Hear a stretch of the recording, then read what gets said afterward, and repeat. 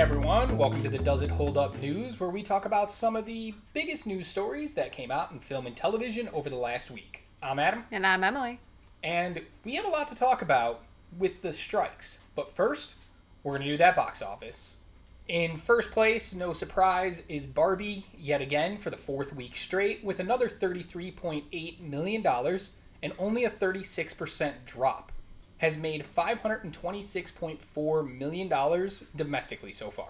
That is an insane amount of money in 4 weeks. Only $50 million more to go to beat out the Super Mario Brothers and become the top grossing movie of the year. In second place, reclaiming that spot after being in third last week, is Oppenheimer in its fourth week with another $18.8 million and a 35% drop. It has now made $264.3 million. It's amazing that they're still holding that strong of that low of drops. Yeah, they haven't seen any significant drops in that 50-60 range that we see a lot of movies do. They've always been in that 30. The highest they've peaked at each of them has been like the low 40s. Mm-hmm. It's amazing. I don't know what's going to stop either one of these movies from just keep going. In third place, Mutant Mayhem, Teenage Mutant Ninja Turtles, in its second week with $15.2 million, a 45% drop. It's now made $72.3 million. Not bad. In fourth is Meg 2, The Trench, in its second week with $12.8 million, a 57% drop, but it's made $54.3 million so far. I think they realized how little Meg is actually in this Meg movie. Yeah, I'm pretty sure they wanted that $54 million to be its opening weekend, so after 2 weeks to only be there now, little disappointing. In fifth place, new to the list, is The Last Voyage of the Demeter, with a $6.5 million take over its opening weekend. That was a pretty interesting movie to watch. Very disappointing box office, though. Yeah. They probably wanted a lot more. I think it was looking financially to be about $15 million for an opening. It didn't even come half that. In sixth place is Haunted Mansion in its third week with $5.8 million, a 37% drop, and it's only made $53 million so far. Disney's going to have to change course here soon. Their movies haven't been doing that well in theaters lately. It doesn't help that they're going against Barbenheimer. True, but do you also think it's because they put everything out on the Disney Plus streaming too fast? Oh, yeah. I know they're trying to course correct that, but it's still going to take time for people to actually understand that's what they're doing. Yeah, because I'm pretty sure people are like, Haunted Mansion, I'm not going to go see that in the summer. Guess what? It'll be on Disney Plus right at Halloween time. I'll check it out then. Mm-hmm. In seventh place is Talk to Me in its third week with another $5.1 million, only a 19% drop. It's made $31 million so far. I know a lot of people like this movie, and I don't quite understand it. Yeah, but it's going to keep going. It's slowly, third week only in seventh place. It's clearly dropping faster than they probably want it to. In eighth place is Sound of Freedom in its sixth week with another $4.8 million, a 36% drop, but it has made amazing total of $173 million domestically so far. Crazy for that type of movie. Very, but I think this might be the last week we see it in the top 10.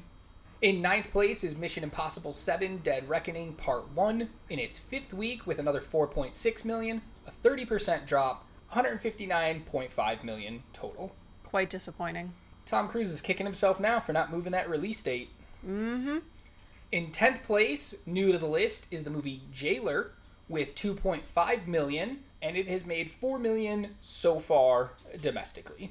I didn't even know this movie existed. Very low budget movie. They released it in limited release the previous week and then wide release this weekend.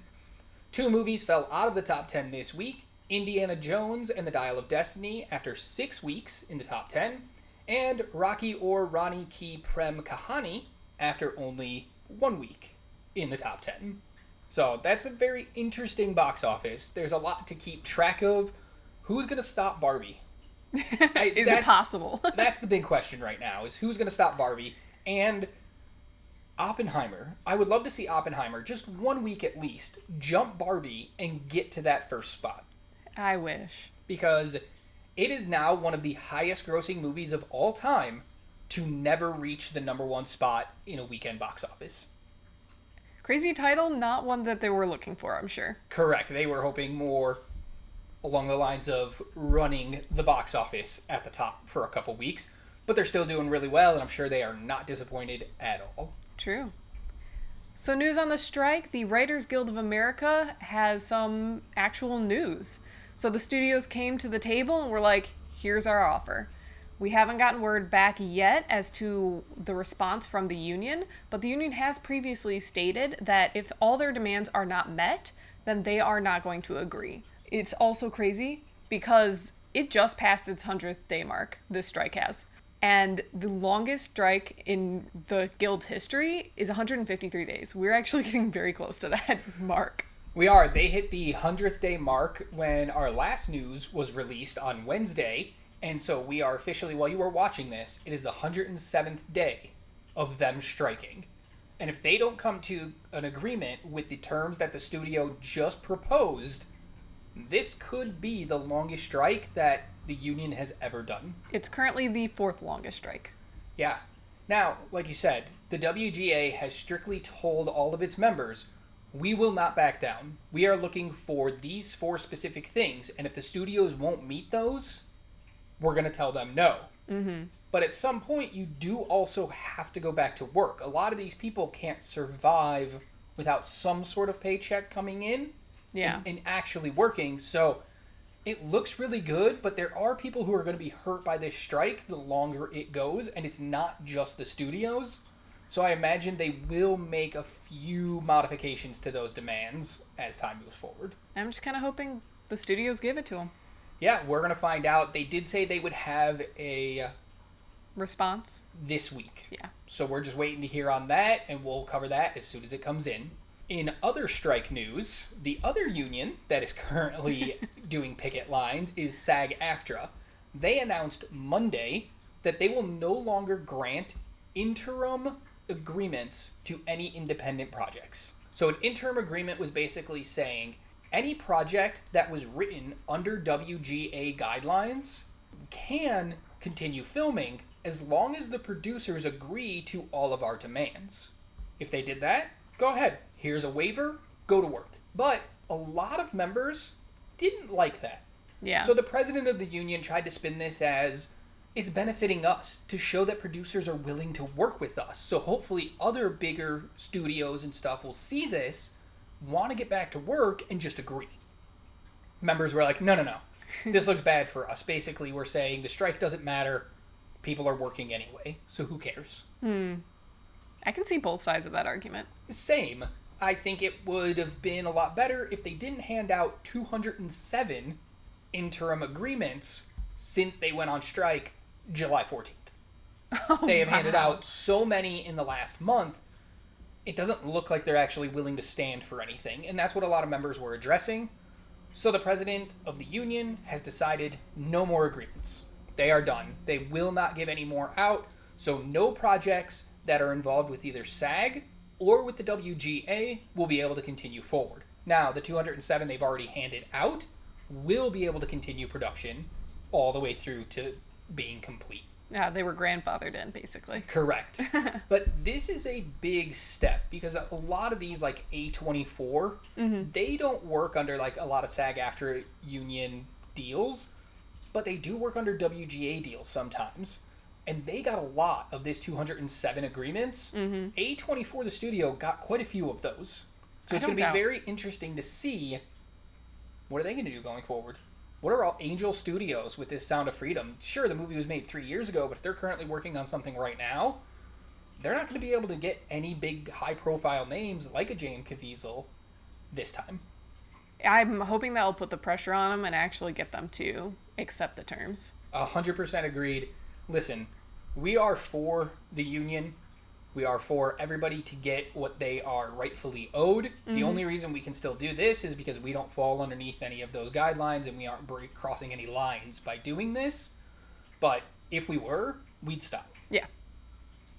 And I'm just support for them. If you want to support them more, I'll leave a link in the description of this video that you can click on that can go help support these strikes and the people that are being affected by them.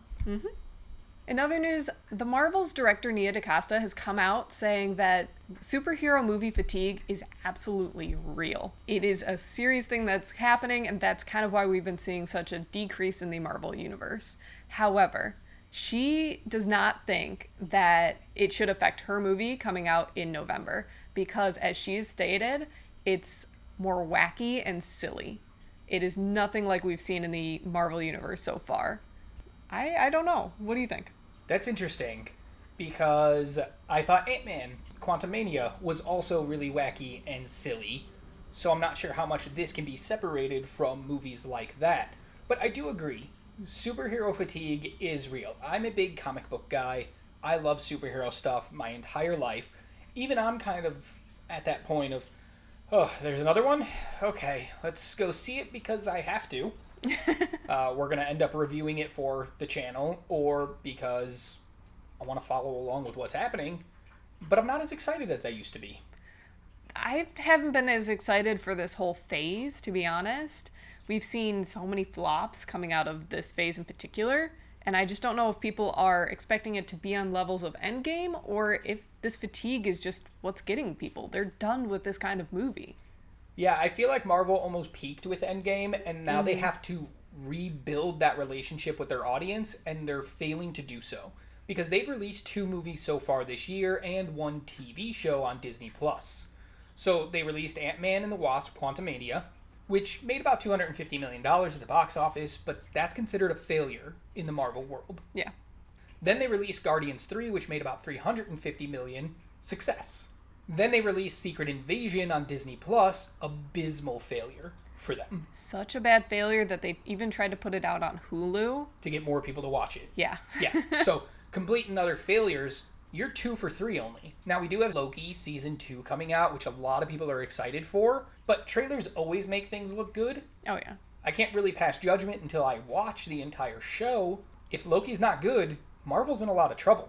And then having the Marvels come out in November, if it fails at the box office, which Captain Marvel did $1 billion worldwide.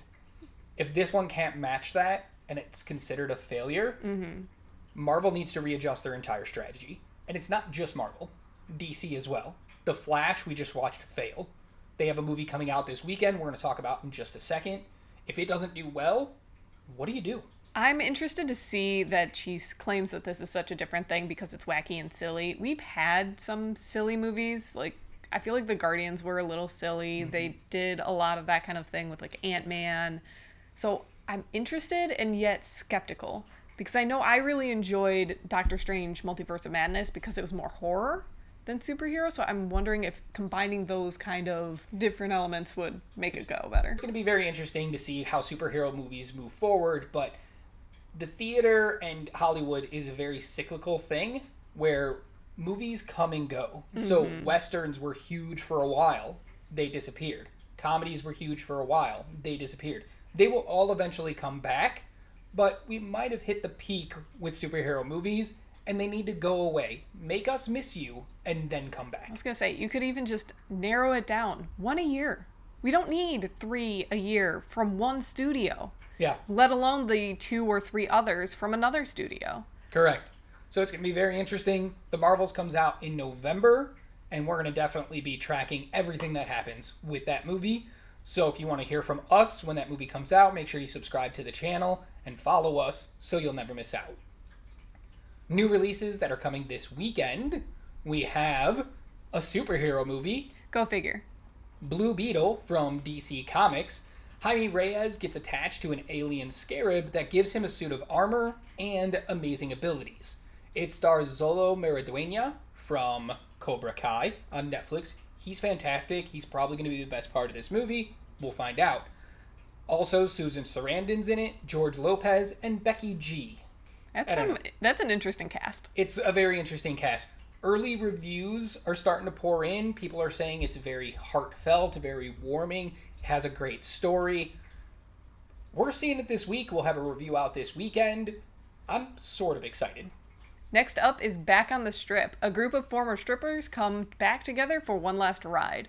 It's starring Wesley Snipes, Tiffany Haddish, and Spence Moore. Yeah. I am both excited and not excited for this movie because it's like a stripper movie, but also with magic. So yeah. I'm confused and I'm excited. It's Spence Moore plays a character who goes to Las Vegas to try to be a magician, but ends up getting into a group of old retired strippers coming back for that one last ride. Yeah. It feels like it has a really good premise. I'm not sure the movie's going to pull it off. It Yeah. also feels very Magic Mike. Yeah. So we'll see how it all plays out. The last one to talk about coming out this weekend is the movie Strays, which I know you're super excited to see. Not at all. This is a movie about a stray dog that wants revenge on his former owner. Mm-hmm. So he gets the help of some other strays to go and bite his former owner's dick off. Yeah. That's all you need to know. Mm-hmm. It stars Will Ferrell, Will Forte, Jamie Foxx, Isla Fisher, and Randall Park. All big names. Huge. Huge. And it's a live-action animals that talk movie, which I thought we were done with in the 90s. But it just keeps coming back. It does. I don't like it that much. But what's most interesting about this movie is it's the third R-rated comedy that's going to be coming out in the summer blockbuster season. And we watched one do okay, one completely fail, and I have no idea where this one's going to land. No idea. It seems like the kind of movie that you wouldn't make R-rated, but people are going to try for it. I will watch it at home. Yeah. Or maybe in theaters. Maybe if I get bored one day, I'll go check it out. If there's nothing else to watch. But that's it for us here. Thanks for joining us for the Does It Hold Up news and going over what's happening with the strikes, movies coming out, and directors saying crazy things about superhero movies. We'll be back next week to fill you in on all the brand new news in the world of film and television. So until then, remember you're a legend, so be good to yourself, but be kind to others, and keep watching movies. Bye.